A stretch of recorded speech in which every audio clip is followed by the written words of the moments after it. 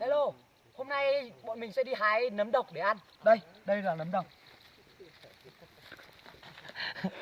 Ăn cái loại này vào là đảm bảo là phê.